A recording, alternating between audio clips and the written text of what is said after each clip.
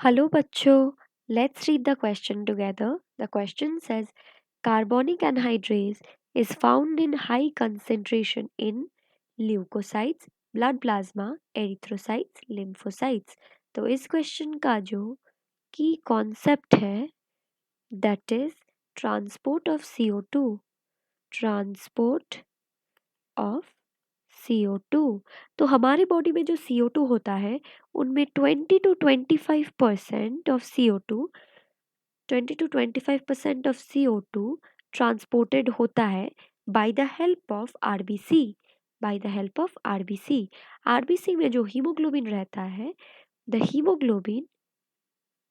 Haemoglobin के साथ carbon dioxide attached होके एक स्पेशलाइज्ड स्ट्रक्चर बनाता है जिसको हम बोलते हैं carbamino haemoglobin. Carbamino haemoglobin haemoglobin पर ये only 20 to 25% of CO2 transport करने में हेल्प करता है। नियर 7% ऑफ CO2 ट्रैवल करता है ट्रांसपोर्ट करता है by the dissolve state. Plasma blood plasma में डिसॉल्व होके ये ट्रांसपोर्टेड होता है। तो dissolved in blood plasma around near 7% of CO2 blood plasma से ट्रांसपोर्ट होता है और अराउंड 70% ऑफ CO2 क्या करता है बाइकार्बोनेट फॉर्म से ट्रांसपोर्टेड होता है।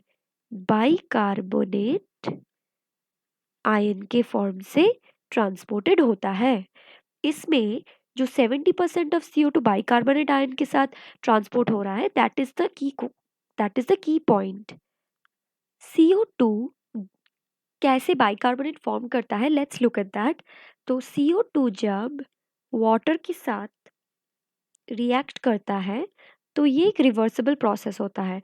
तो ये जो रिएक्ट करता है उससे वो बनाता है कार्बोनिक एसिड H2CO3। लेकिन ये जो कार्बोनिक एसिड है ये बहुत अनस्टेबल है देयरफॉर ये फर्दर डिसोसिएट करके बनाता है bicarbonate ion HCO3 minus plus H plus.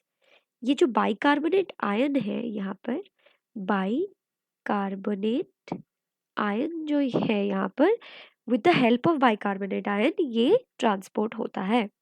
और ये दोनों रिएक्शन में ही एक बहुत इंपॉर्टेंट एंजाइम हेल्प करता है जिसको हम बोलते हैं कार्बोनिक एनहाइड्रेज एनहाइड्रेज। ये ये दोनों प्रोसेस में ही ये हेल्प करता है और इसका रिवर्सिबल प्रोसेस में भी हेल्प करता है। ये total reaction happens inside RBC.